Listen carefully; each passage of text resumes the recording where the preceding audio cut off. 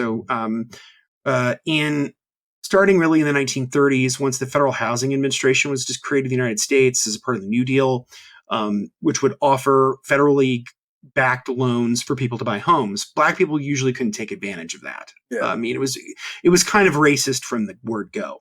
And so you used to have these maps that would sort of say the green areas are good and the yellow areas might be a little problematic and the red areas are a no-go. And usually the red areas were poor people and Black people or other people of color. And when they were building the highway system here in the US, they basically said, well, fuck them, and decided to put some of these highway systems, especially in major cities, through the redlining district. It was a way of kind of knocking out two birds with one stone because they wanted to reinvigorate those parts of the cities and essentially displace the poor people, do what we would now call today gentrification. Right.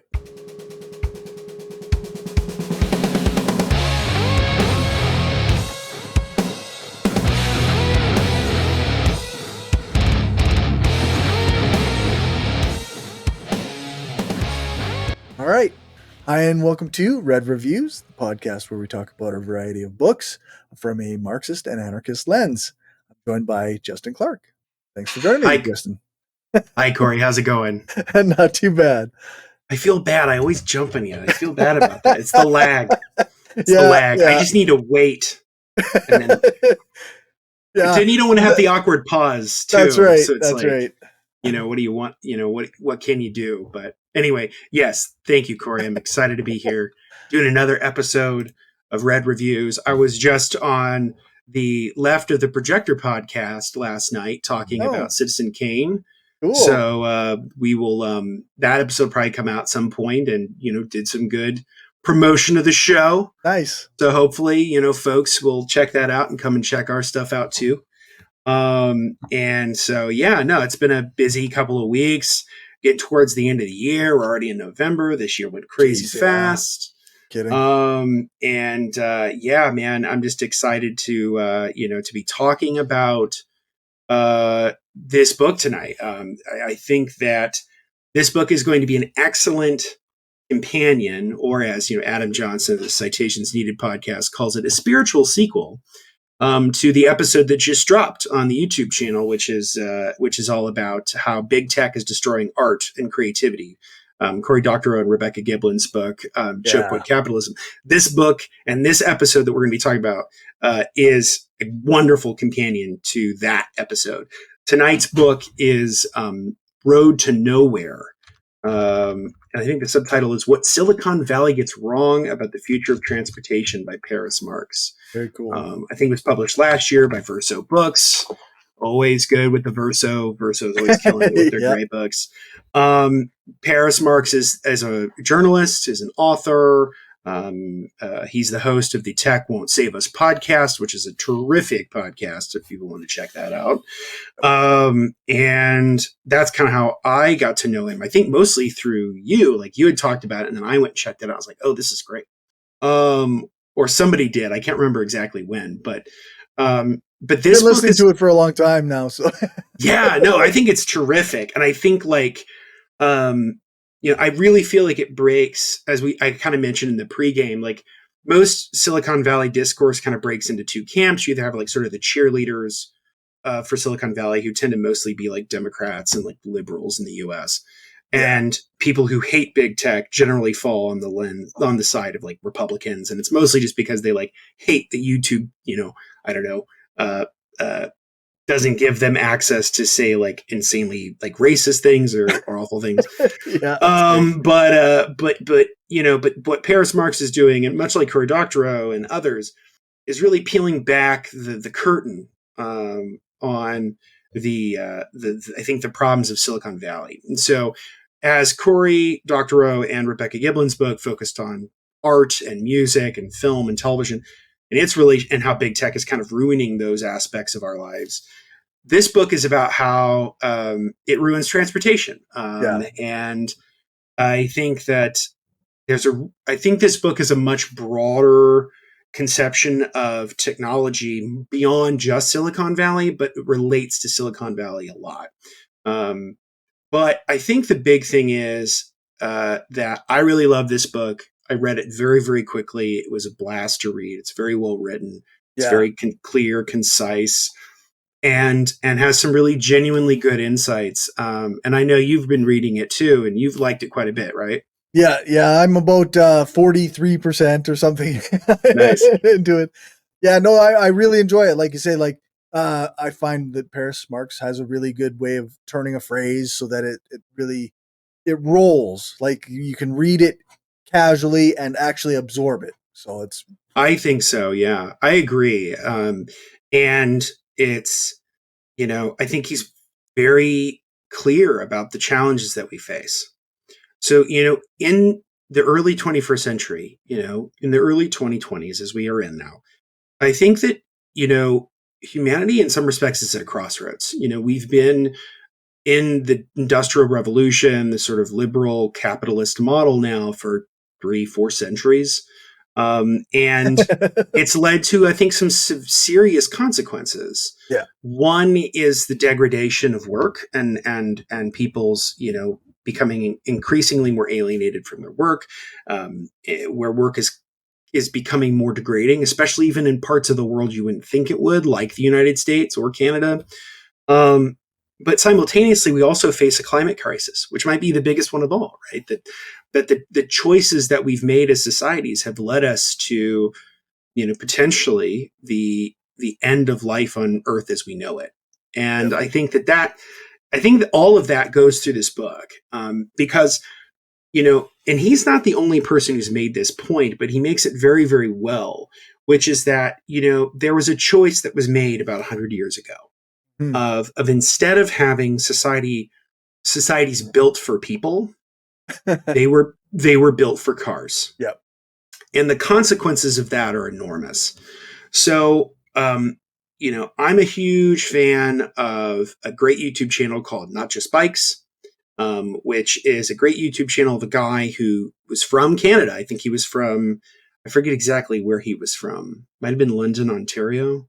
But anyway, he was from Canada, hated it, and said, okay, this sucks. Like living here sucks because there's no sidewalks. It's all about cars. yeah, It's polluted. It's gross. Where can I go? And he moved to the Netherlands. He moved his whole family to the Netherlands because it's a country that decided about 50 years ago, sort of halfway through the life cycle of the car oriented world that we live in. They said, nah, this doesn't work. This isn't working. And they actively tried to reshape society around pedestrians, communities, and bikes, and all of that. It's a great channel that's gotten me got me into this world. And another book I recommend people check out that's related to these issues is a book called Strong Towns. okay, It's not explicitly, I think it's by I think his name's Chuck Mahone, or I think it's like Chuck Marone is the name, Charles Marone. okay, He was a city planner for decades, and wrote a book about like the problems with building societies around cars. Because that is, I think, a through line through this book, Paris yeah, Marx's yeah, book, is the problem of building societies around everyone having individualized transport. yeah, that's right. And but the Strong Towns book is a great book about the problems with building it that way. I don't always agree with some of its solutions. It's kind of sort of normie centrist stuff, but Ah, the diagnosis of the problem I think is pretty good. So, I think in general this book talks a lot about the promise of Silicon Valley and the reality of what Silicon Valley gave us. right. So, you know, post 2008, after the economy fell into a ditch and the political class had to kind of figure out how to pick up the pieces and what was going to be the next thing that was going to make people feel comfortable about continuing on the system within capitalism. And they sort of threw all their chips in on Silicon Valley. Yeah, And there's sort of the California ideology, and it's something that Paris Marx talks about in the book. He also talks about in his podcast with other people. The Californian ideology is this kind of weird mix of like messianism. So it's like about, the savior that will come and save us. And instead of it being Jesus, it's technology. right. There's the libertarianism element of it, where it's, you can't trust governments. Governments are crap, so that you have to leave it to the market. So it comes out of the sort of 60s counterculture, and it's Yeah. kind of the classic thing where people say about the sort of the 60s radicals. It's like, well, we can't change so in the 60s, they're like, let's change the world. Yeah.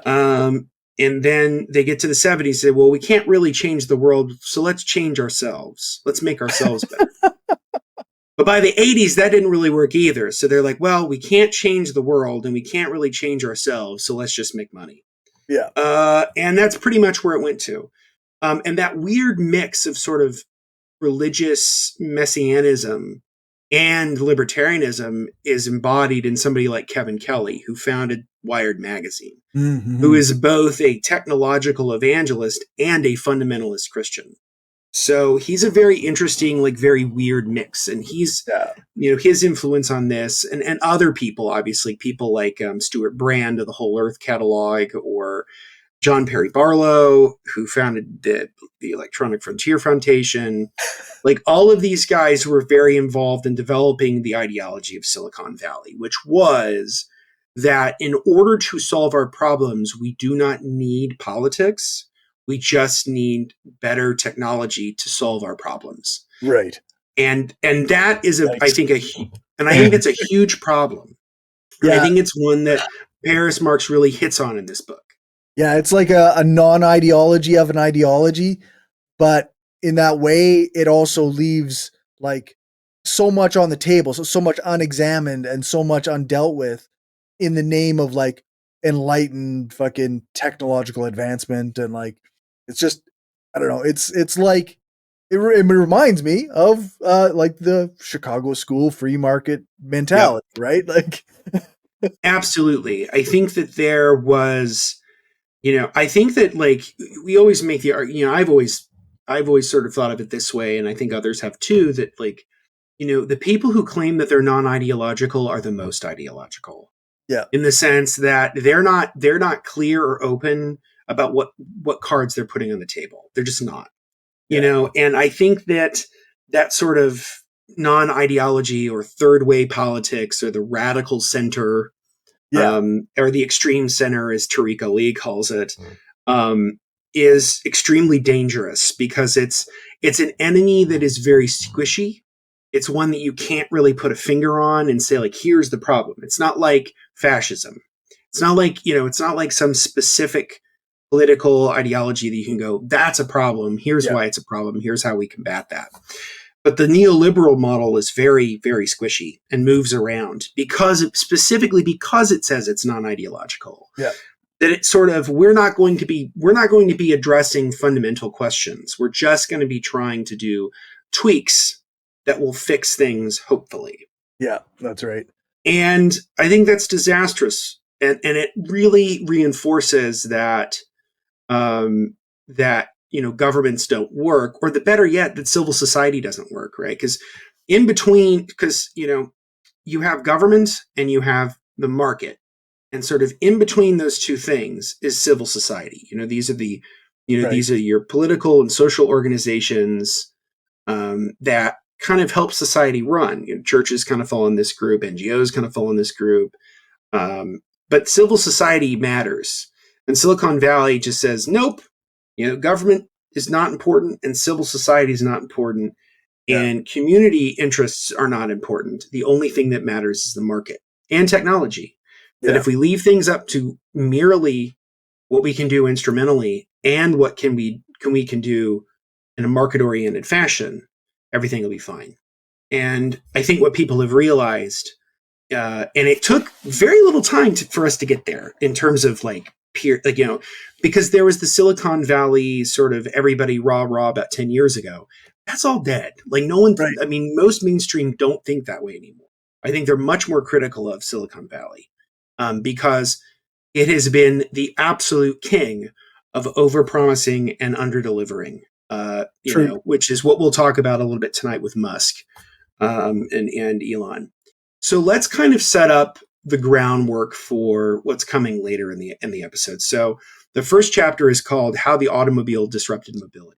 Mm-hmm. This is a great chapter where Paris Marx goes all the way back to the beginning of the automobile and kind of lays out how did the automobile develop as a cultural and economic product that then shifted culture and government and civil society. Yeah. So, about 125 years ago, if you went to, downtown, Indianapolis in 1900, most of what you would see on the road would not be cars. Right.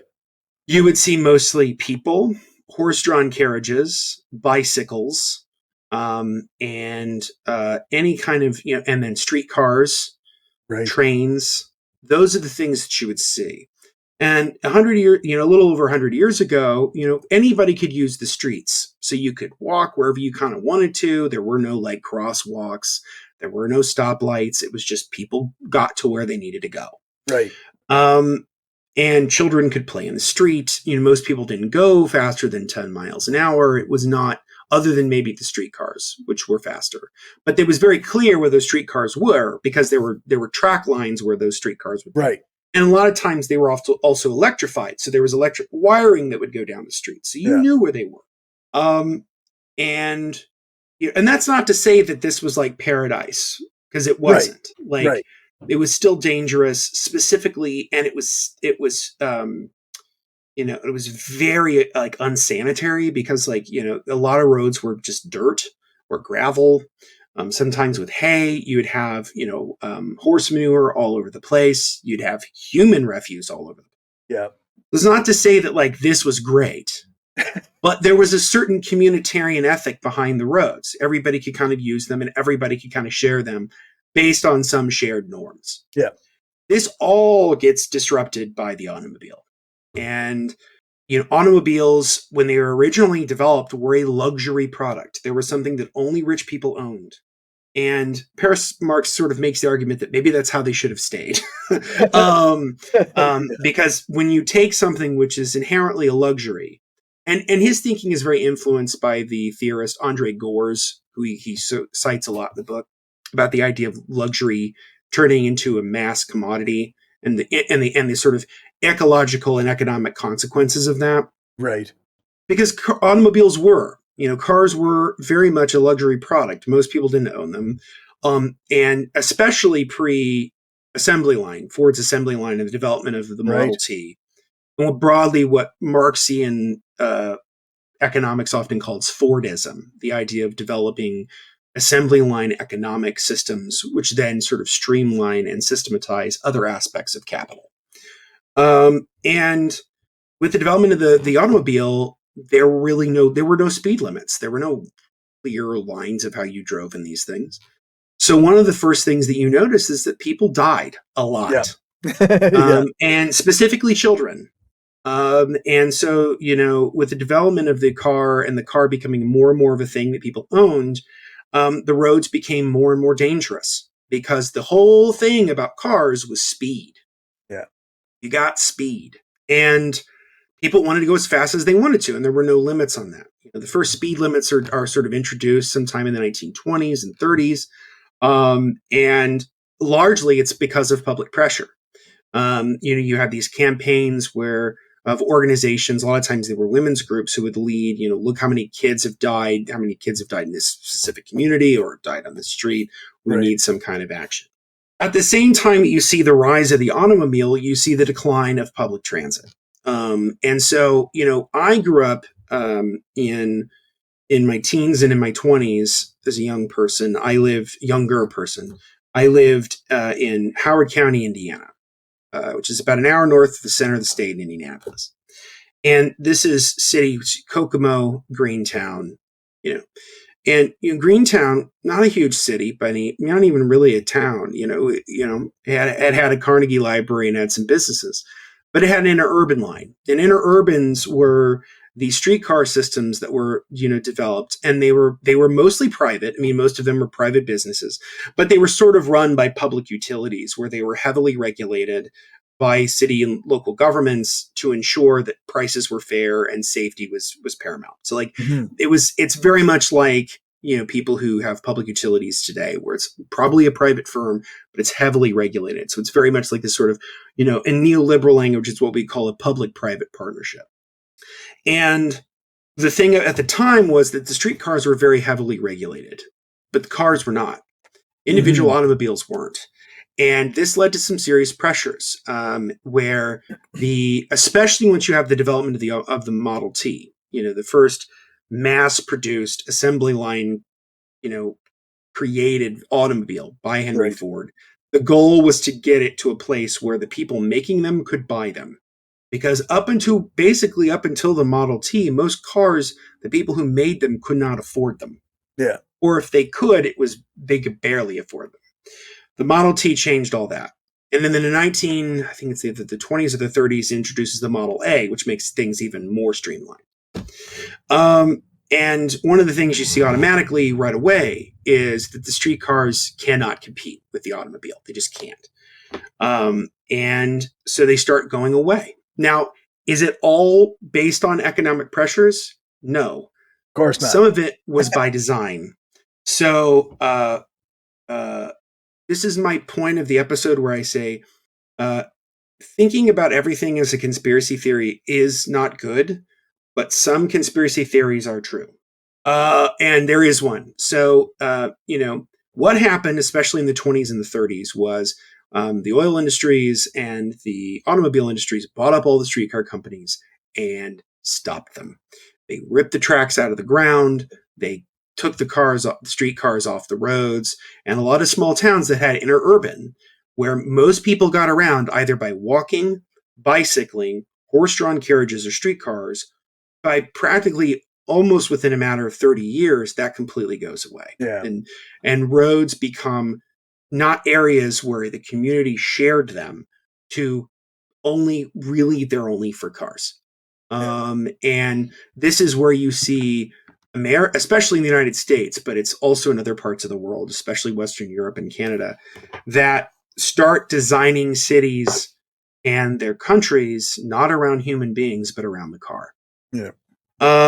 And it leads to disastrous consequences because everyone having an individualized vehicle is extremely inefficient.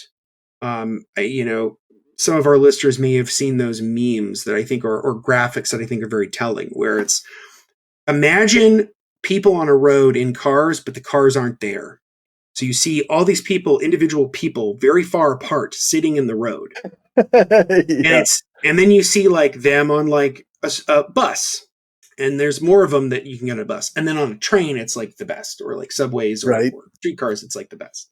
And so it's deeply inefficient, which has led, I think, to various problems, whether in Los Angeles, which was kind of the car capital of the world in mid 20th century, the problem of smog. You literally could not see the fucking sky because of cars. So you had that. Then you also had, obviously, the problem of lead in gasoline, which is something he doesn't bring up necessarily in the book, but I think is relevant, which is that gasoline basically up until like the 1960s and 70s had lead in it. And so everybody was breathing that in. Yeah. And lead leads to neurological problems. It's very dangerous. That's why like people say, why do they call gas unleaded these days? It's for that because reason. It has no lead in it, because it used to have lead. No lead in it, because it used to have lead in it. Yeah. And so there was also, and so this is how we get to the society where everybody pretty much in most countries, unless you're maybe in like Western Europe, but if you're in the industrialized world, most people have to have cars. There's no other way to get around. Yeah. And we've designed whole societies around cars, where homes are built completely separate from the other parts of the town. In the United States, there are zoning laws where, like, if it's residential, you can't have a business. Right. And if it's commercial area, a commercial zoned, you can't have a residence there.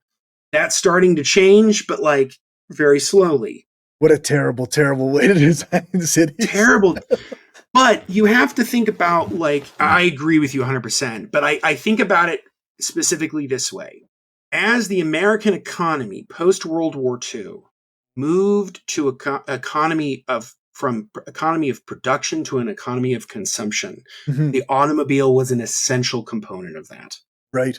So in order to have those suburban homes, to have the shopping malls, to have the auto manufacturing, which for a lot of time were good union jobs that people could have a middle class income on one job. all of those were a way of being able to basically supercharge the economy. Now, it could have been very different. The world could have been very different, but that was the choice that was made. Yeah. And it wasn't just, and so you had federal policy in the United States that literally set up the interstate systems and essentially pushed poor and black people out of neighborhoods in order to build them. Yeah. So people might be familiar with redlining. So in starting really in the 1930s, once the Federal Housing Administration was just created in the United States as a part of the New Deal, which would offer federally backed loans for people to buy homes. Black people usually couldn't take advantage of that. Yeah. I mean, it was kind of racist from the word go. And so used to have these maps that would sort of say the green areas are good and the yellow areas might be a little problematic and the red areas are a no-go. And usually the red areas were poor people and black people or other people of color. And when they were building the highway system here in the US, they basically said, well, fuck them, and decided to put some of these highway systems, especially in major cities, through the redlining district. It was a way of kind of knocking out two birds with one stone because they wanted to reinvigorate those parts of the cities and essentially displace the poor people, do what we would now call today gentrification. Right. And so with all of that, we've built this hyper-highwayed, individualized transport that, it's taking a luxury product and making it a mass consumption product. And it's had disastrous consequences as a result. And that is not even getting us to Silicon Valley yet. But that's right. But that's really, this is the setup because Paris Marx's solutions in the last chapter are very relevant because the way that we get out of this crisis is going to be moving away from car-centric cities and societies. Right. It's really the way to go. So we've talked about the Silicon Valley worldview. We've talked about how the automobile kind of developed. Let's talk about specific technologies. So electric vehicles. We are sold on the idea that electric vehicles will be the thing that'll get us out of this. Right. That we can sort of, and electric vehicles are kind of the ultimate example of having your cake and eating it too. Right. Because we still get to have cars. You still get to have cars and individualized transport. Yeah. But you are also sort of solving the climate change problem because you're no longer filling a gas tank. Yeah. Now we get to pretend that there's no more problem with what we're doing. Now, one of the really interesting aspects of the book is that people don't realize that electric cars go all the way back to the beginning. So there were electric cars 100 years ago that worked. But due to a mixture, I think I very much compare it to Beta and VHS. So I'm a child of the 90s. Yep. And, and you're kind of a child of the 80s, 90s. And so the difference between, so in the 1980s and 70s, there was a very huge conflict between two media formats. Yeah. There was VHS and there was Beta. Now, Beta, by all accounts, was basically better. Yeah, it was actually way better. It was way better. Better picture quality, better sound quality, everything. But VHS was cheaper and it had more operability. So like Beta Max tapes can only cover like an hour. You could tape up to like 8 hours on a VHS tape. Might look like shit, but you can get 8 hours on a tape. Yeah. And so even though objectively Beta was better, VHS won the war and Beta died. And VHS became kind of the standard. It's the same thing with cars. You had electric cars and you had gasoline powered cars.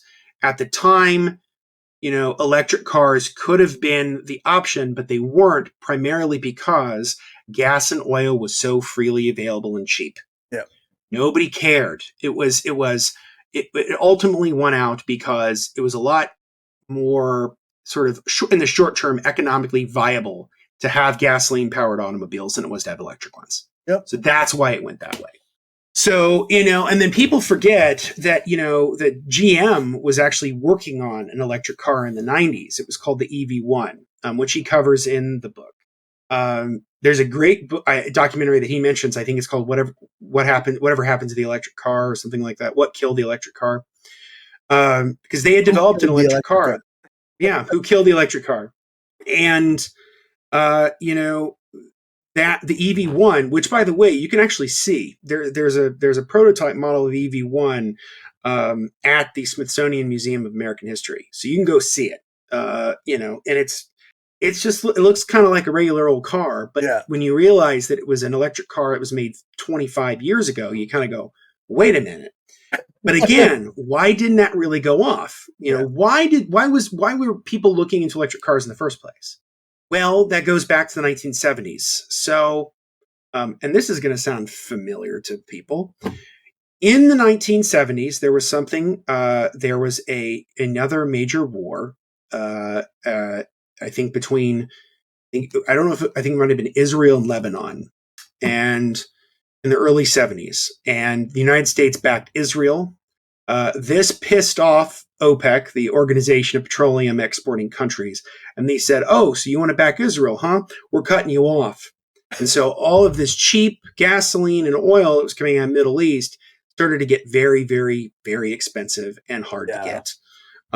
Because domestic oil production had basically plummeted by the time you get into the 1970s. So there's an oil crisis.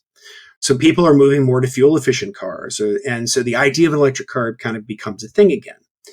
So in the 1990s, by the time the EV1 comes around, it's a viable product. It's something that GM could make and could mass produce, and people could afford to buy.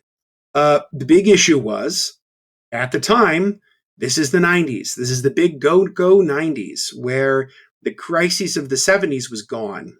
And so oil and gas was dirt cheap again. And so people said, fuck it. Let's keep going with cars. And so this is the era where instead of people buying fuel efficient cars like they did in like the 70s, people are buying SUVs and trucks, and cars keep getting bigger, bigger and bigger and bigger. To the point now where I live here in Indiana, trucks almost look like tanks. Yeah. So much so that they're often becoming hard for even agricultural, like for farmers to use. There's been a story recently about folks have been importing Japanese trucks to do farm work because they're so much better at it than these big hulking trucks that we make in the US. So long story short, we could have had an electric car 25, 30 years ago, and we didn't.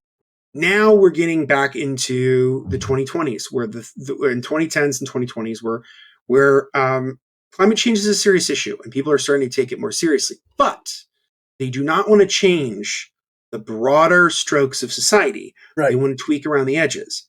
And there's a really good point that kind of goes through this book that Paris Marx makes, which is Silicon Valley's solutions to problems often come from the narcissism of the tech innovators themselves, that they think that their specific problems and their solutions to their specific problems that may only really work for them work for everybody. Yeah. And they really don't. And the electric vehicle as it currently stands is one of those. Right. So with all of that in mind, we're half hour in. Let's talk about Elon Musk. This is my pivot to, I'm going to start really ripping into Musk. So, Tesla. And Tesla, again, I want people to know, Elon Musk did not found Tesla. He may call himself the founder of Tesla, but he did not. Tesla was founded by two other individuals. Elon Musk bought them out and bought the title of founder. Yeah. So we're already starting with a lie. Yeah. We're already starting with nonsense. So the way that the Teslas have been sold, and the idea of Teslas, and the idea of electrical vehicles or hybrid vehicles in general, is that this is how we can maintain our go-go production in the consumerist society that we have, in this individualized consumer society, while alleviating the problems of climate change. But as anyone knows who has either read this book or has read about electric cars in general, if anything, the environmental impacts of the electric cars are not less, they're just shifted. Yep. And they're shifted in different ways. So one of the ways is all the batteries and all of the components of electric vehicles often require very specific rare earth metals and minerals and elements that go into them, like cobalt. Yep. In order to get those, or lithium for the Yep. batteries, or cobalt, all these, hard earth minerals. Some of these are deeply toxic in the wild, in the raw form. The other problem with it too is that a lot of them are often done literally by slave labor or child labor. There's serious documented, we know this happens for sure.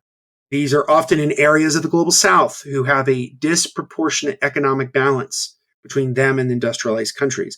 This is where we get the line where Elon Musk said, we'll coup anyone we want, talking about Venezuela, because Venezuela had, or not Venezuela, Bolivia. Yeah, Bolivia has a very substantial amount of lithium deposits. And so the thing is that electric batteries for cars are very, very toxic. They're very toxic. And the thing about cars as they're constituted right now, they suck, but the difference is it's kind of dispersed in the atmosphere. Like with hydrocarbon powered cars, you put it in, it lets out emissions, and that's it. Whereas with electric vehicles, those batteries are kind of around forever, and they often have very toxic components to them that we have not really figured out a consensus on how to either properly dispose of them as waste, or to recycle them, because we don't really have that either. There's no global consensus on this. So this is where the electric vehicle really isn't better for the environment. It's just shifting the burdens in another way. The other part of it that's a problem too is that the electric vehicles, especially the ones made by Tesla, are often made rather poorly. So, the big three, Chrysler, GM, and Ford, say whatever you want about them, they can make a car. Right. And the Japanese with like Toyota, they can definitely make a car. There are like 93 Honda Civics that are still on the road today. They have so many miles on them, the odometer went back to zero. Like, they still run because they're that well made. Teslas are not well made. They're very pretty. They look nice, but they're not very well made at all. Right. And we have reports of constant labor abuses at the factory. They're not unionized, so you have that problem too. That they don't have sort of interoperable parts. They have very specific components that are a lot harder to change out. Although, the servicing, I heard that now they're either Tesla was forced to, or somebody was forced to, so they can all charge on the same fucking plugs now. Yeah. It's like the phones. It's like the same thing with the phones, where Apple's going to move to having a USB-C port on their phones, not because they really wanted to have it to be interoperable, but because it was going to be too expensive for them to have USB-C ports in Europe, which requires all ports to be USB-Cs by law, and everywhere else to be something else. They said, to hell with it, we'll just have them all be the same, which tells you they could have done that from the beginning. But so, and it's this, and the other thing I think that's a huge problem is that the way that electric vehicle production and consumption is currently constituted, at least in the United States, is it's an upward shifting of wealth from poor people to rich people. Yeah. So if you look at the people who often buy Teslas, or generation before would have bought hybrids, they would have bought a Prius. Yeah. They're getting massive subsidies from the federal government to buy them, which means that taxpayers are subsidizing for upper middle class and rich people to buy fancy cars. That's crap.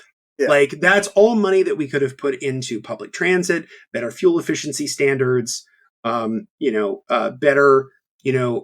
federal grants to create communities that didn't require as much, car infrastructure. Those are all the benefits of that would have been much more dispersed. Yeah. So that's the issue too, is that the way that these technologies have been developed, they often shift the wealth, as capitalism often does, from everybody up to the very, very small amount of the rich, or the really upper middle class.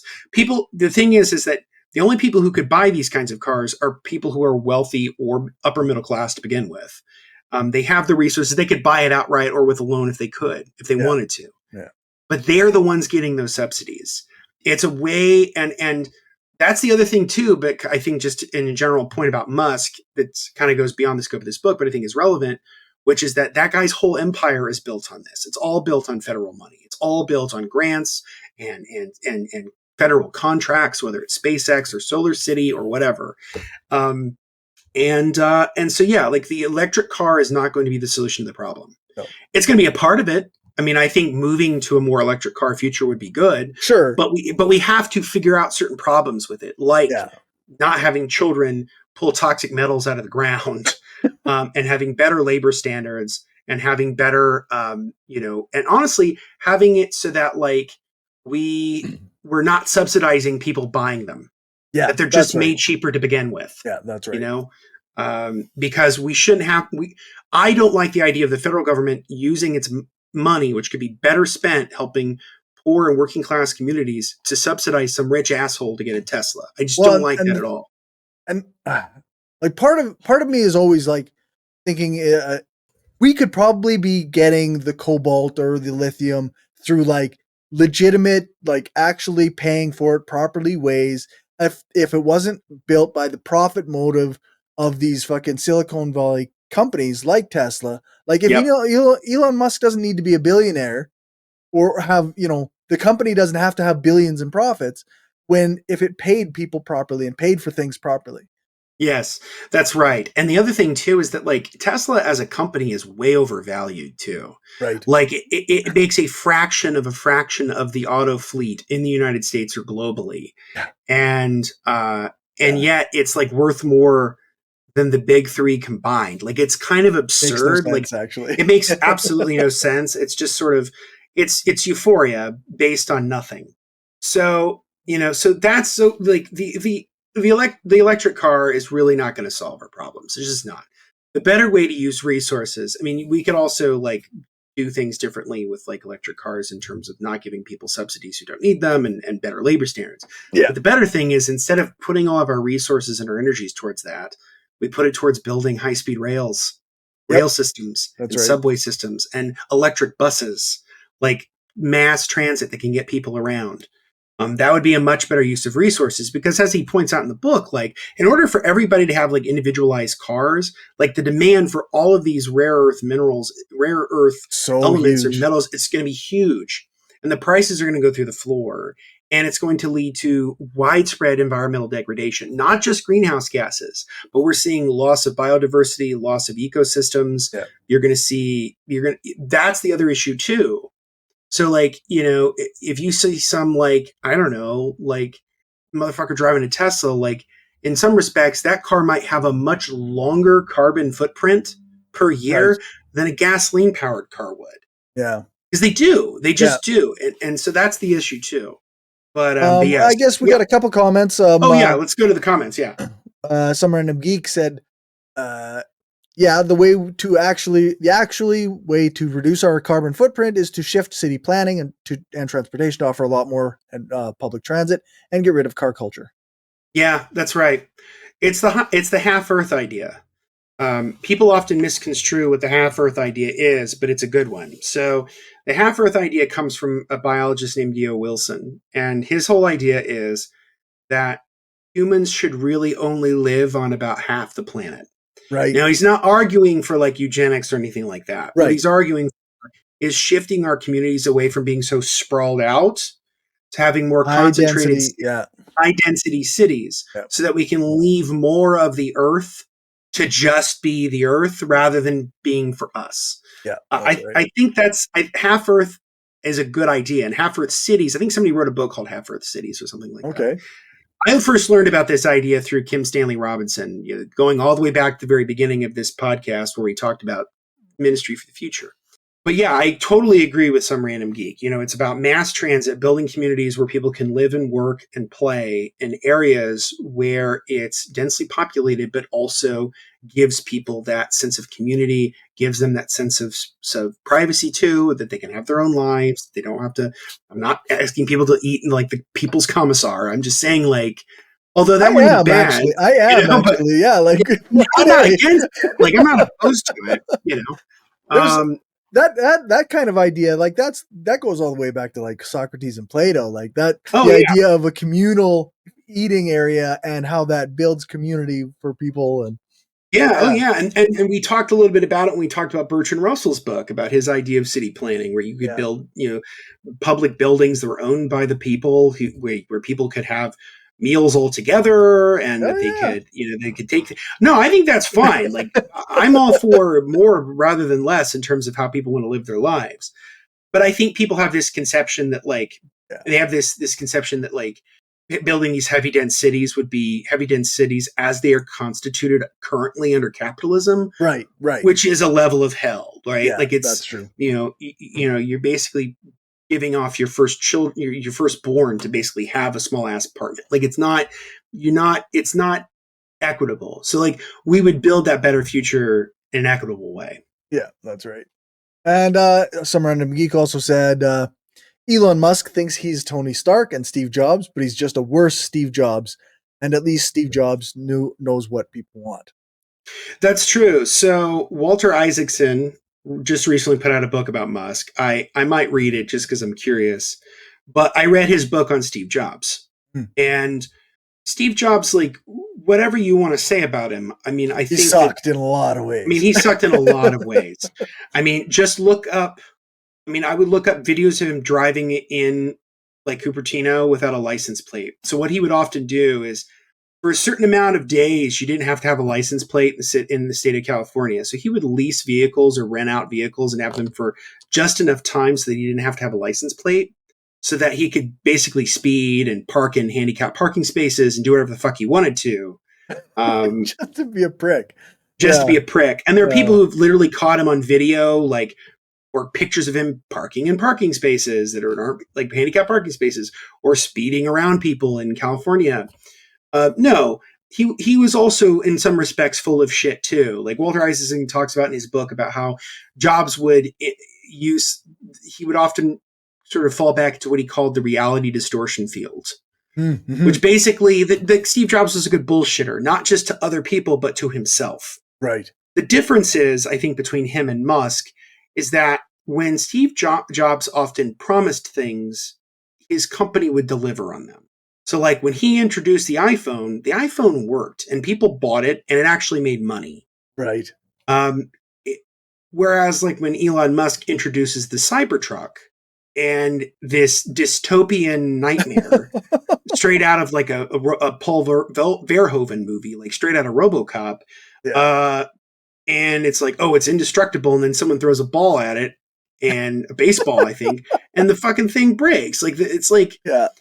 Also, Paris Marx makes a good point in the book about the Cybertruck, where he mentions like only Elon would really want that because he's the only one worried about having a vehicle that bullets can't penetrate. Right. Most people don't think about is my vehicle bulletproof? Yeah, And it's like, right. maybe you should have a little more reflection on yourself if you think that you need a bulletproof vehicle. Yeah, that's right. Just maybe a little more self-reflection. So I don't know if yeah. it's I don't know if it was in the book. Yeah. It must not have been, but or maybe it was later. But on his podcast, so the last 4 episodes or the previous 4 episodes were about Elon Musk, Mm-hmm. and he talks about the whole. I think it was the boring tunnel or whatever it was, Yeah. and how this whole thing was actually just Elon Musk wanted a faster way to drive to and from a place, so he was like, this is my plan, and it worked for him, but it doesn't work for any other fucking person. Exactly. So yes, this is in the book. So there's a chapter he has, I think it's called Making New Roads for Cars. And the chapter, we can pivot into talking about this. Sure. So Hyperloop, right? Right. So Elon Musk's whole vision of the Hyperloop, which is basically him reinventing the fucking subway and thinking he's a genius. Yeah. Years ago, he the big thing that Elon Musk always says is like cars are 2D, everything is 2D. What I'm doing is 3D, and it's like, first off, no, that's not subways, what that means. That's not what that means. Like, first off, subways exist, which means we've always been playing transportation 3D. Yeah, even the way he thinks it means. The other point is one that I heard years ago in Adam Conover's podcast when he talked to a city planner in Los Angeles, who also thought that Elon saying that was really dumb. And she said, Does he not know about like highway ramps and like the Right. way that the interstate system works? And you have all of these Overpasses and like, overpasses and bridges. It's like we've been doing 3D shit forever. Like, yeah. so he's an idiot. I mean, I think it's very important. I'm just going to say this right out the gate. Elon Musk is a moron. He's a moron. It's a He got very, lucky very once. stupid person.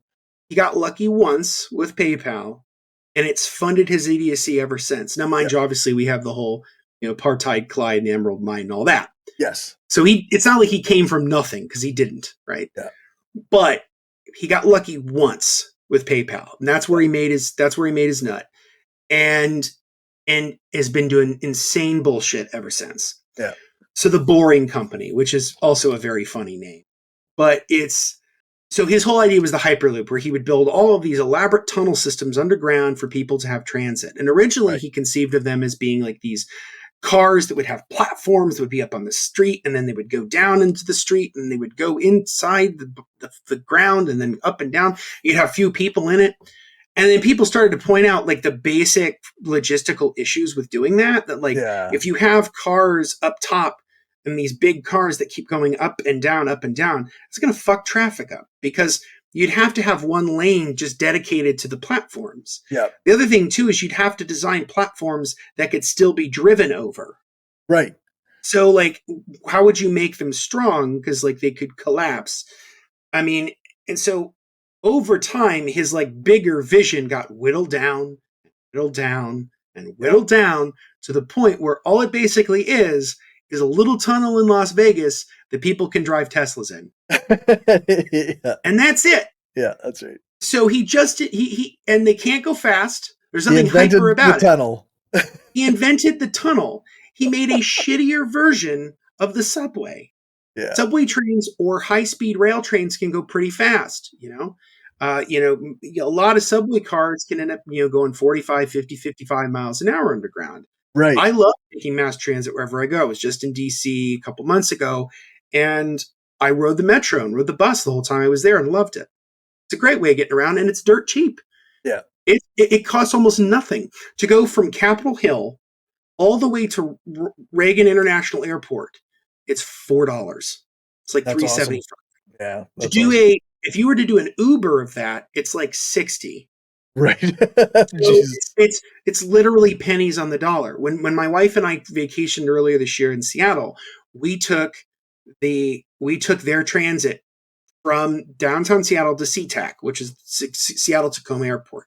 Same situation. I think we paid $3-4, maybe $5 per ticket. And again, we had gone a few days before. We had taken a cab, because I don't do Ubers. Fuck Uber. I will always go in a cab. And the nice thing about always wanting to go in a cab is they're always there. Right. Because everybody's usually using Uber or Lyft, and fuck that, because fuck Uber, and we'll get into that in a second. Yeah. But it's very cheap. So like this, I mean, it's like I cannot believe that anybody who's like a thinking adult would ever think that his ideas were worth anything. Yeah. It's all hype. It's all just like it's a brain worm. It's like people just buy into it, and it's so silly to me. Yeah, it's by and large a product of the myth making of the media. That at the time he was coming popular when they were like really like the mainstream media was like all over tech, right? Like they were all like you say, like groupies for fucking tech. Mm-hmm. And it was basically a reaction to the recession. It was capitalism had to sort of reorient itself and figure out, okay, what's the next big thing that will get people continually invested in the system? Yeah. Because at the time, especially in the post-recession era, 9, 10, 11, you had the Occupy movement to a greater or lesser extent. You had the Tea Party movement. You had this big reaction against established wealth and privilege. I think in Occupy's case, I think it was a lot more genuine. Yeah. And so the Obama administration was very pro-tech and sort of pushed that as like the future. This is our future. And Musk was a part of that. So it was a media thing, right? The same people who propped up Elon Musk are the same people who propped up Elizabeth Holmes. Right. And her massive even though her thing Theranos. physically was impossible. It would literally, it defied not only the laws of physics, but it defied the laws of chemistry. Yeah, it And like, simply could not exist. and they But could, and the thing that's crazy is there's a great documentary about Theranos that Alex Gibney made, where one of her professors, I think maybe her physics or chemistry professors at Stanford before she dropped out, was a woman, and she was like, "This does not work. Like, I cannot sign into this. This literally defies the laws of physics. This does not work." No one ever talked to this person. right, No one.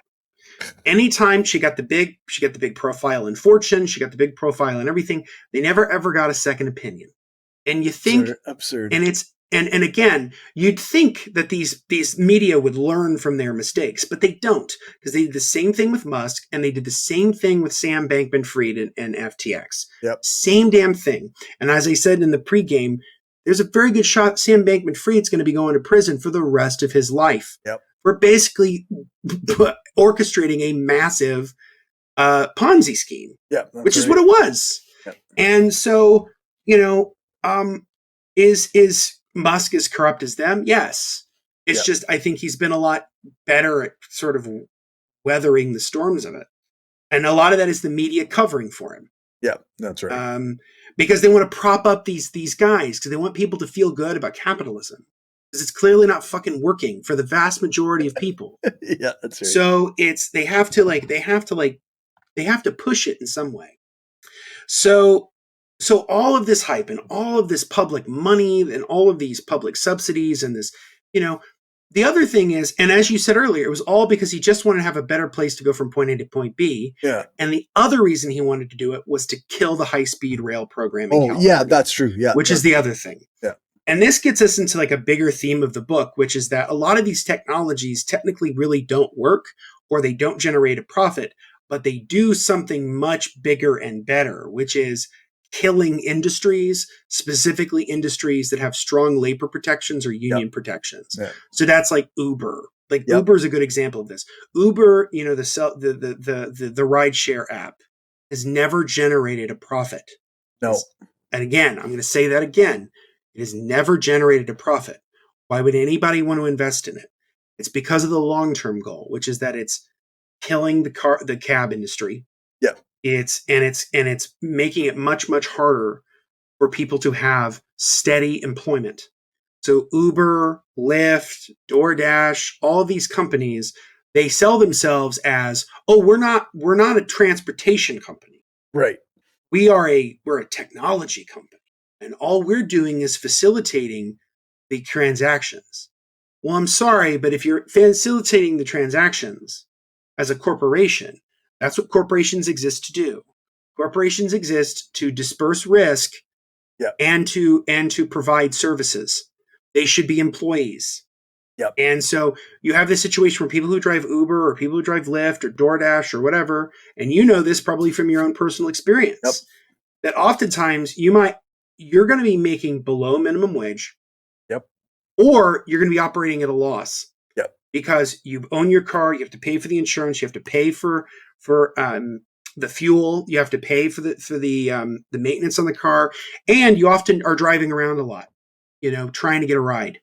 So and all of this really led in California to Proposition 22, which was the proposition that Uber and Lyft and all these companies really wanted to get done, that allowed them to continue business as usual under the existing independent contractors system. Right. Instead of you being employees, you're independent contractors, which means that you don't have to follow the same wage, labor, or safety conditions as you would if you were an employee. By the way, just as a quick side note, one of the big people who worked at Uber, who was one of the sort of the people who helped orchestrate the Proposition 22, was a veteran of the Obama White House. I don't think that's surprising to me. No. Also, another person who was a veteran of the Obama White House was one of the chief communications people for Amazon, who said that Chris Smalls, who was trying to organize workers, was not very bright or articulate. And just for you to know, Chris Smalls is a black man. So this is a white man, rich white man, telling a black man that he's inarticulate in emails. So there's that. And So Corey, I would love to take a minute and could you tell us about your DoorDash experience? Like, Oh yeah, I mean, so I guess more specifically to something that's in the book is like the Uber yeah, experience. Like, in 2019, Uber came to Regina, the city I live in, and they initially started us off as drivers with a guaranteed $20 an hour, no matter how many trips you got.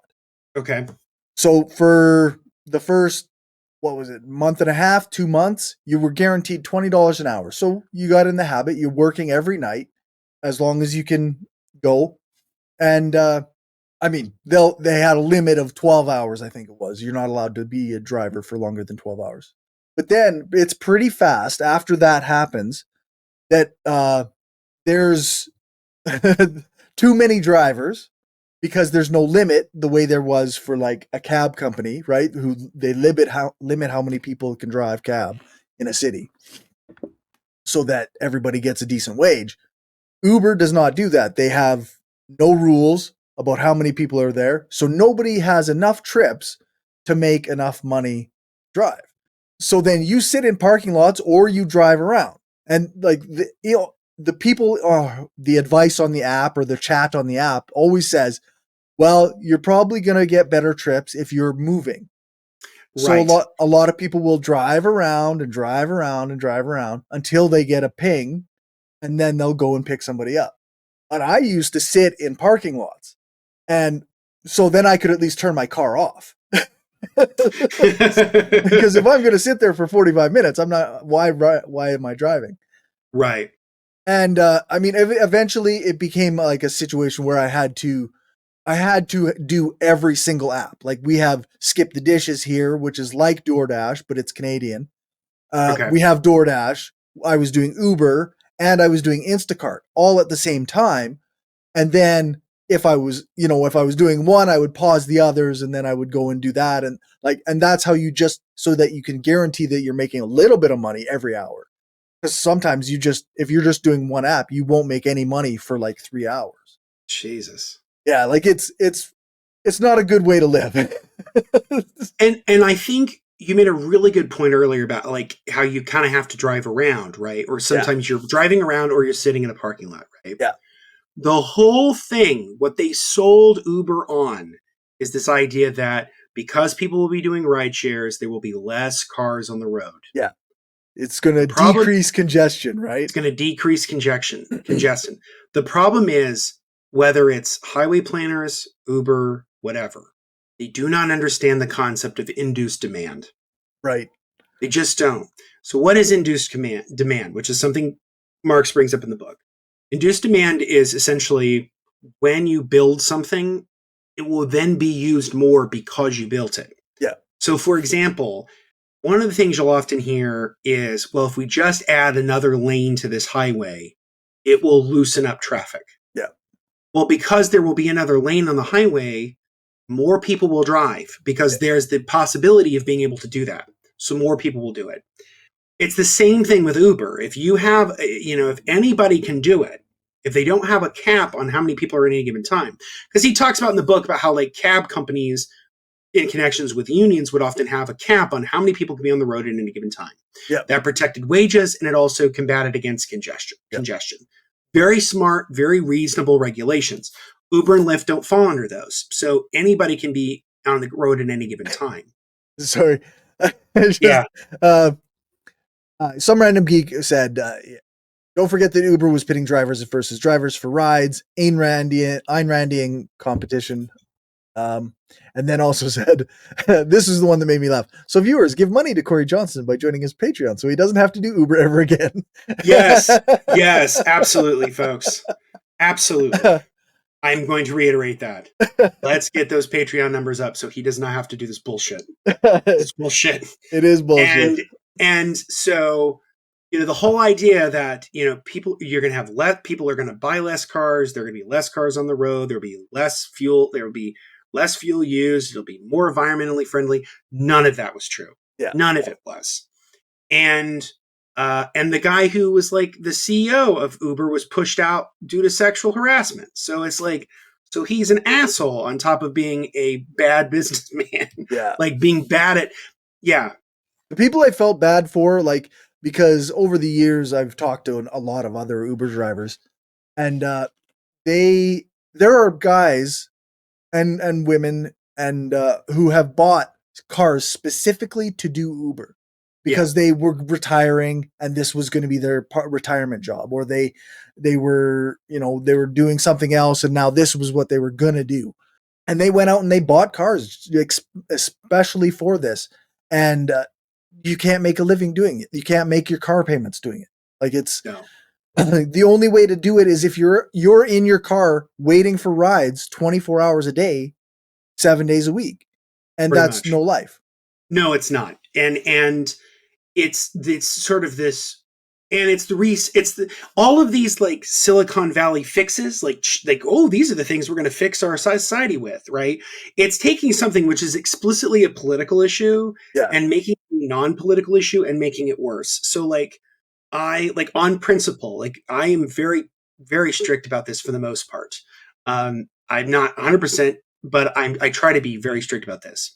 When I travel, I do not Uber, I do not Lyft, I do not DoorDash, I do not stay in an Airbnb, I do not stay at a Verbo or whatever those are called.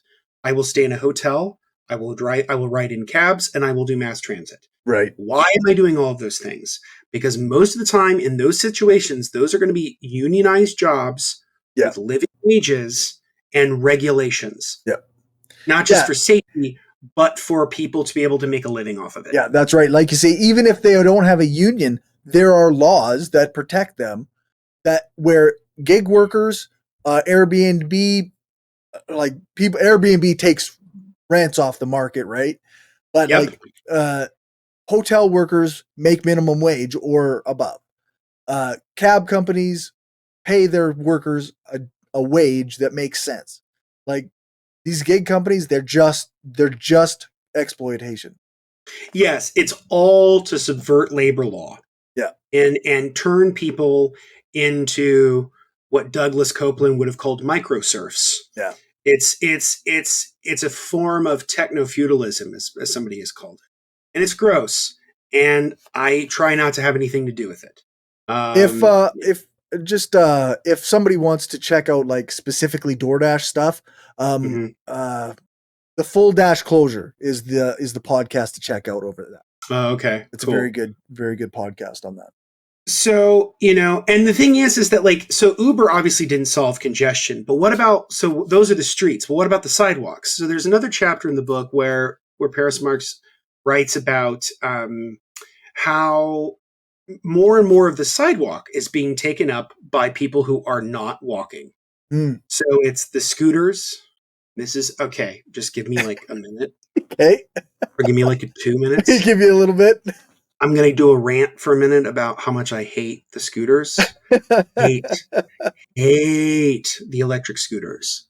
I don't hate them in principle. I do not hate them in principle. I hate them in practice. Yeah.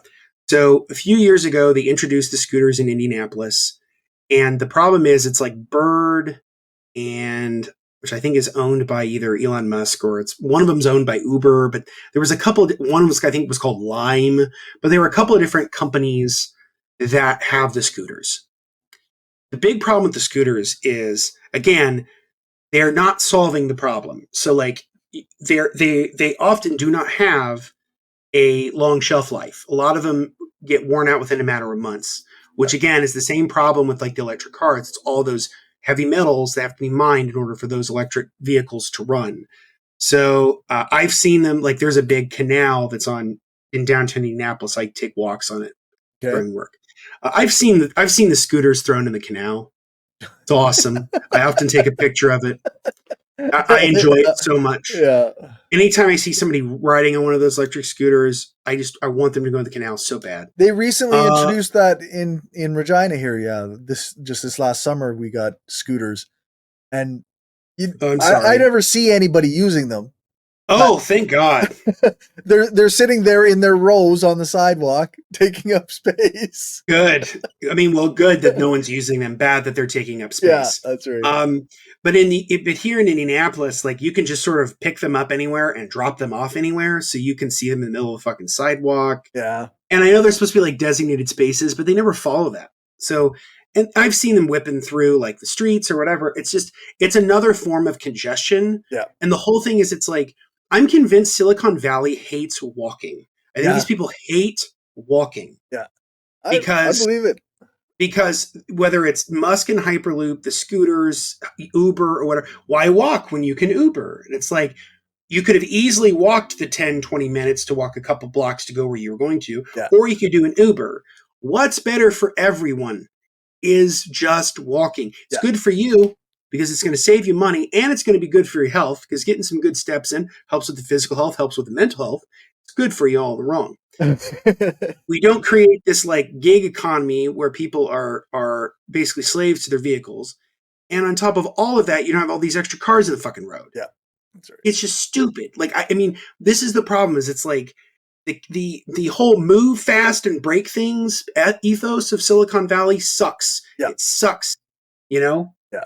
No, it You sucks should so move much. slowly and not break shit. That Yeah, should that's really right. like Be fucking thoughtful about what you're doing. be thoughtful about what you do. Like, be considerate of other people. I know it's really hard for people in Silicon Valley to understand because they're like Ayn Rand heroes who only love themselves. But like, you need it. But that's the thing is, it's like they sell selfishness and narcissism as changing the world. Yeah, I think that's the biggest problem I have with Silicon Valley above all else as like a meta concept is they just sell the ideas of narcissism and mass consumption and necessary consumption as changing the world or being positive. Yeah. It's like, no, changing the world requires politics, and you people don't have real politics. So I hate the scooters. Right. I look forward to a time where they all get thrown in a landfill. Like I can't wait. Or that they're repurposed to make high-speed rail lines. Like I hate them. I hate them. Because again, they do not solve the problem. Some random geek says there are some folks that are using the scooters in Seattle. Mm-hmm. I saw them too, and I was there back in April. I feel like maybe they're on the wane. That's my hope. I'm just like, why don't you just walk? I don't understand this. Just walk. It doesn't take you that much longer. Those scooters don't get very fast. I've seen them. It can't be that much more comfortable to be standing on a scooter than it is to just be walking. You know, and it's like, and I genuinely believe on some level that like Silicon Valley really wants the future that Wall-E had, where people are just like these pods who sit in pods and just consume all day. Yeah. They do nothing. They contribute nothing. They just sit and consume. Yeah. And they don't know anybody else and they don't talk to anybody else. Like that's the future they want. And that's what Paris Marx talks about in one of the chapters about the sidewalks, where it's like you have like these robot delivery systems, Amazon packages, and how Amazon delivery trucks are really clogging up roads and making it harder for people to use the sidewalks, where even the sidewalk is not safe anymore. Yep. And so, I guess we can pivot into talking about like the long-term vision of what they want and then what we should do. The long-term vision of what they want is kind of what I said, which is that they want to have everyone in a individualized hyper-consumer society where in order to alleviate our pain, we just buy shit and we stay in our little pod places and we don't think about the consequences of everything around us. That's really what they want because that's how they're going to make money. And they know that if they can split people up, then people don't have any sense of solidarity. They can't organize. Right. They can't realize, oh, this sucks. And part of the reason why I think why public leaders hate TikTok so much, and we can have criticisms of TikTok and social media in general, but I think one of the reasons they hate TikTok so much is that people get on the app and share their and express their shared frustrations with living under capitalism. And they don't like it because it's kind of the first time in human history, at least in modern human history, where everybody's kind of in the same platform and they're all sharing their grievances all at once and people can see it. They don't like that. So that's part of the reason why they're trying to shut it down and they're using the excuse of China to do it. But yeah, I think their long-term vision is to create a society that is apolitical and solely focused on hyper-consumption and using greenwashing as a means to sell it. Yeah. That if we do these things, but it's demonstrable that like electric cars are not going to save us. that Uber is not going to be the future of transportation, Right. that there are no, like, flying cars are not really going to be a Self-driving thing. isn't coming anytime Yeah, soon. we didn't even really get all that much into the self-driving Yeah. cars chapter, which, long story short, like, self-driving cars are not going to happen, period. Yeah. They're not. So, like, people who are worried about, like, losing their jobs because of self-driving cars, don't worry about it. Don't worry about it. You. They're terrible. Terrible, terrible, terrible. Yeah. Years ago, there was a visual artist who did a performance art piece where he took, like, an electric car, like a self-driving car, and he put a cone in front and he put 2 cones in the back. And the electric car couldn't figure out how to get out of the cones. Right. So it's just kind of weeble wobbling around in the cones. Bingo. The other thing, too, is that there have been people killed by self-driving cars. He tells the story of the woman who was the first woman recorded to ever have been killed by a self-driving car, and kind of tells that story. Yeah. So we're recreating the same problems we had with cars 100 years ago, and just the technology does not work. And as I mentioned in the pregame, like, the Justice Department is investigating Tesla because they lied consistently about what their self-driving cars could and could not do. Yeah, that's right. And so, yeah, like, self-driving cars aren't going to happen. Solar roads are not going to happen. Like, none of it. None of it. That's right. Solar roads was nonsense. Solar roads was total nonsense. I don't know who thought total that was nonsense. That's fucking silly. And that was, like, for me, I was like, how could anybody think this was a real deal? Yeah. But one of the Skeptics Guide to the Universe guys really thought the Solar Roads idea would happen. I'm like, dude, what the fuck? Like, you're a skeptic. You should know this is bullshit. Yeah. Come on. And so, like, these you cannot tech your way out of a political problem. And I think that's, like, the big takeaway from tonight's episode is it's like, political problems require political solutions. Yeah. They require actual politics. You can't just invent or innovate or entrepreneurialize your way out of a problem. It's not how society works.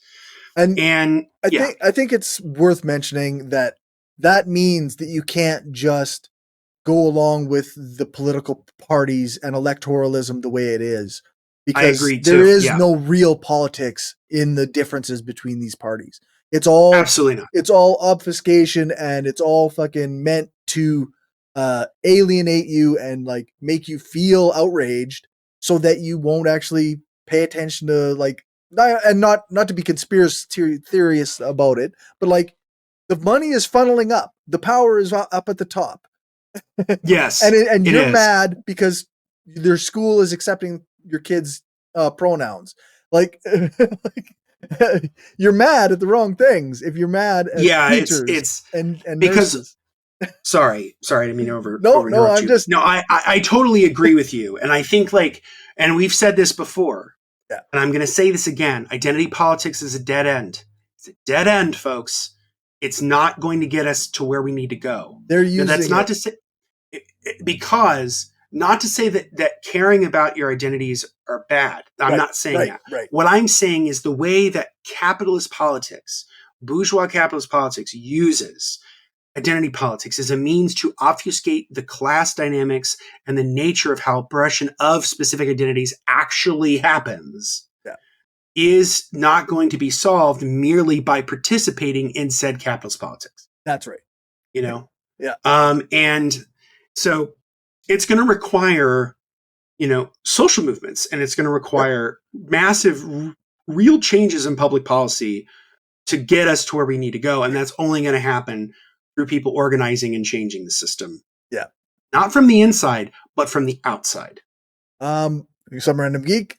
But you're going to vote for Biden in 2024. If you don't, Trump could win, and then it is your fault. Oh my God. He's definitely being sarcastic. I want to make right. It's clearly sarcastic. So I'm definitely not voting for Biden. I'm definitely not voting for Trump. I will more than likely vote for Cornel West in the presidential election, but I will not be voting for Biden. He sucks. And I thought, a few years ago, I thought maybe circumstances would push it to be better, and I was wrong. I think he is nothing more than a warmongering lapdog for empire. And I think that if, and I've been very critical of, U.S. involvement in Ukraine, have been very critical of the U.S. involvement in Israel. It just seems like we can always have money to send off to war to kill people, mostly innocent people, including children. But we don't have money to, like, I don't know, have an IRS that works, so that people could file their taxes for free instead of having to use a tax service. That's one of the things the House Republicans did, was they cut IRS funding to pay for Israel aid. And so which they said would be deficit neutral, which is nonsense, because as Robert Reich pointed out, for every dollar that is provided in funding to the IRS, it gets back the American taxpayer $12. So if you take money out of it, it's never going to be deficit neutral? Because they can't then go after the people who are actually dodging taxes. Yeah. Right. Yeah. But like Mike Johnson, the new Speaker of the House, who's not just a theocrat, but a corporate whore, like, it's not like it's of course, like, oh, we get to help out our, psychotic religious ethno-state, and we can cut funding to a government agency, and we can do something for our rich buddies. Shit, this works for us. Like, it's perfect. So yeah, no, I think that at this particular juncture, I highly encourage people to, to get educated, and that's part of what I do is hopefully as an educator and sort of bringing these ideas to light. But the other part of it is organizing, building systems of alternative power, and moving away from expecting capitalist politics to solve your problems, because it's not. Yeah, it's just not. That's right. So yeah, Biden sucks, and I cannot believe that, like, the Democratic Party is as absolutely bloodthirsty and warmongering as it is. But it is. It just is. But it is, yeah. So in general, how do we get out of the mess that we're in? I mean, there's a huge mess, but specifically in context of the book. So Paris Marx talks about how, in the last part of the book, the sort of solutions, the what can we do? And what we really need to do is, obviously, we need to abolish capitalism. That's like the big thing. But like, outside of that, what do we need to do? What we really need to do is redesign cities, not around cars, but around people. Yeah. That we build cities and communities where high-speed rail is a priority, where, and Mr. Joe Amtrak riding Biden, you'd think he would give a shit about this, but not really.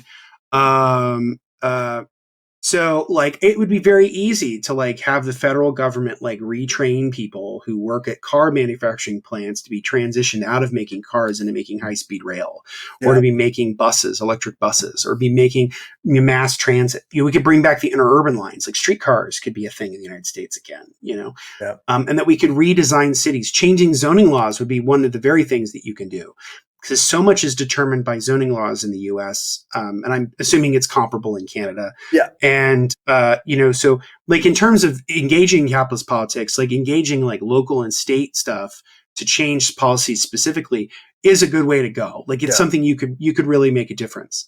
But in general, we have to move away from car-centric infrastructure to build the kind of equitable world that we want.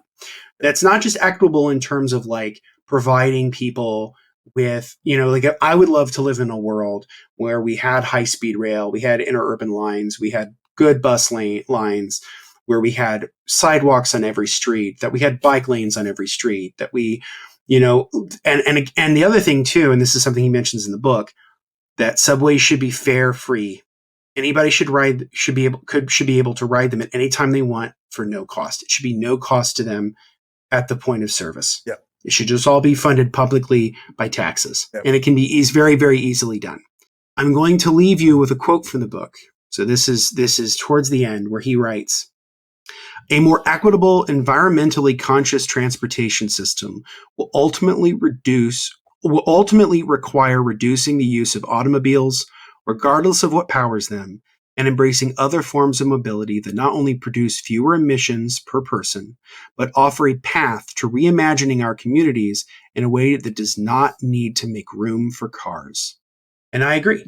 I think that the sort of mid-century gamble that the industrial world made on cars was a bad bet. And I think that in order for us to really get to a better climate future, and just a future that people are going to enjoy living in, that like they're going to be happy in, right? I think we get away from having the car be everything. And we need, and it's, and as I've said multiple times tonight, build the world for people and not for cars. Yeah, that's right. Because cars don't care. They don't have feelings because they're just metal boxes. And we need to get over the fetish of owning metal boxes. Yeah, that's right.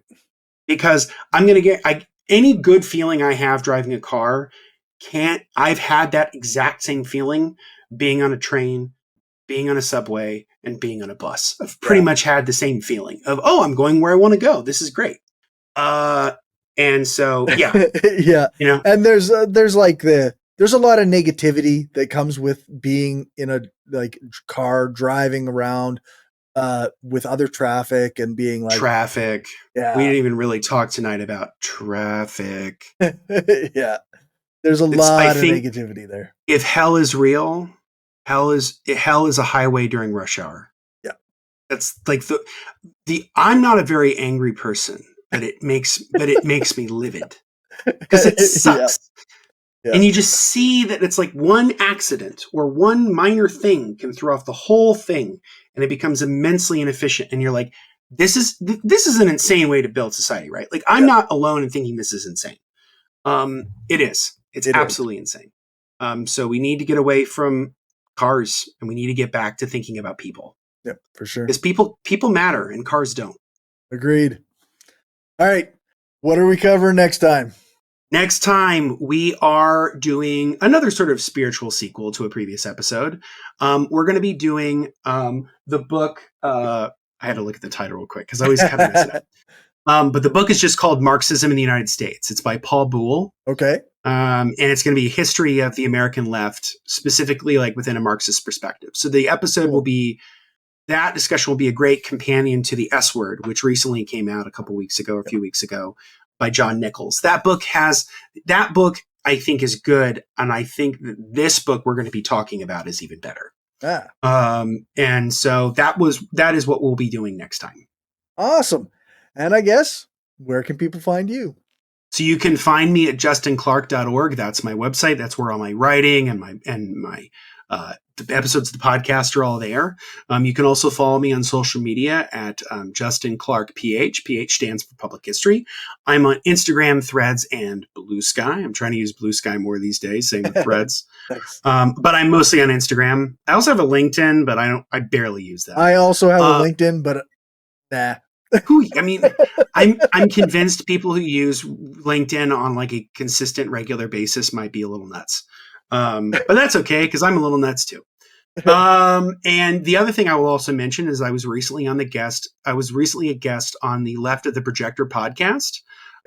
We had an excellent discussion about the classic 1941 Orson Welles movie Citizen Kane. Nice. We talked all about sort of what really defines history and what is the nature of an empire and the degradations that even the wealthy go through under capitalism. Because spoiler alert, even the wealthy are miserable under this system. I know we're not supposed to have a tremendous amount of empathy for them, and I don't. But even they are miserable. Yeah. Because you got to know Elon Musk is miserable. Of course he is. That's why he's constantly seeking validation. Yes. He's a deeply insecure man who's deeply unhappy because he needs to work out his own shit. But anyway, so that episode will probably come out at some point. I'm not exactly sure when, but I'll make an update about it on my social media. And usually my outside podcast appearances, I also make available on my website too. Cool. So when that comes out, check it out. And as always, Patreon. We just talked about how awful Uber is. Make sure that Corey never has to do an Uber trip again. Never again will he have to suffer the indecency of having to do that. We just got 6 inches of snow today, so I'm not looking forward to going out and doing it. Exactly. This is how the world is crazy. So you got like 6 inches of snow. It was like 68 here today. It was like 72 yesterday. I mean, it's the weather. I think we're in for either like a very short but brutal winter, or it's going to be like a long, balmy, normal winter. I don't know. Yeah. We'll see what happens. But anyway, Patreon. Skeptical Leftist on Patreon. help out our boy. He's working so hard. And he's putting out these incredible thumbnails for the videos. He's doing this great editing. And I don't even want to admit how many hours I worked on the thumbnail. It was just, oh my God. So yeah, like it's because he is the one who makes all this possible. And I can't thank him enough. It's been so much fun, and, I'm already thinking about it because, come next April, we've been doing this 3 years. Yeah. I mean, it's amazing. And this is certainly the longest project I've ever done like this. So, and I can't thank you enough for being such a great co-host and being such a great friend. And like I said, Patreon. Give our guy a follow. Give our guy some money so that he doesn't have to deal with this bullshit. Because I wouldn't want him to deal with it. I've never done it. I've only ridden in Ubers, and I didn't even like that. Yeah. So, yeah. So it's so yeah. Anyway, patreon.com// what? Skeptical Leftist? Yeah, it's patreon.com/skeptical leftist.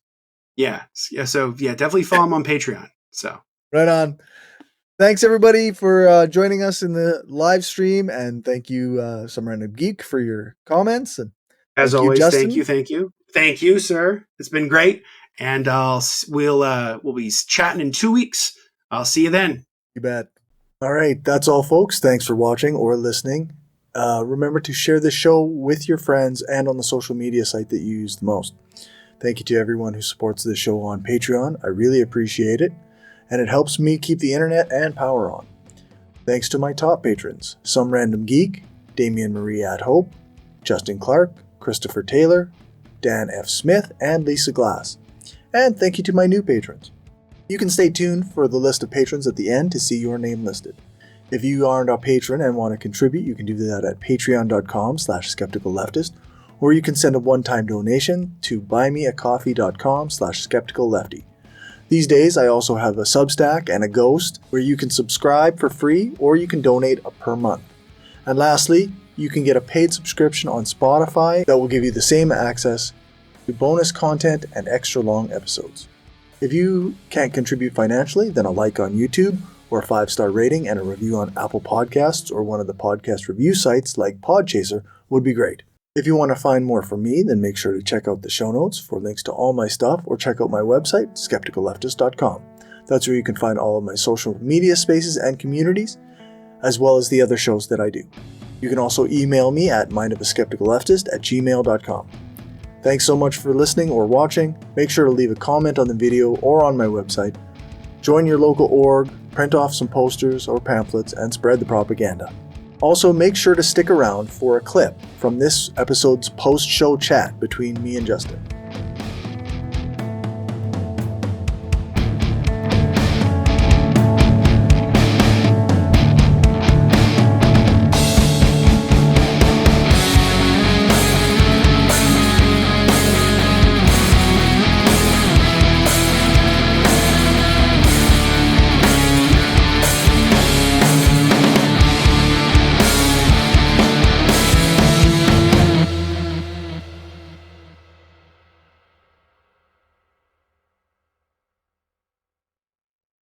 Daylight savings time. It's so dumb. Here's the thing. It was never a big part of my life until high school. So Indiana never, ever did daylight savings time until Mitch Daniels became governor in 2005. And that was when it switched. I hate daylight savings time. I hate it. I'd much rather and there was murmurings that the U.S. Congress was going to pass like a bill to just like make daylight savings time permanent. And we would just do away with it. And like Ted Cruz was like a sponsor. I'm like, it's the only time Ted Cruz and I are ever going to agree on anything. And just for those who need to know, it's not for the farmers.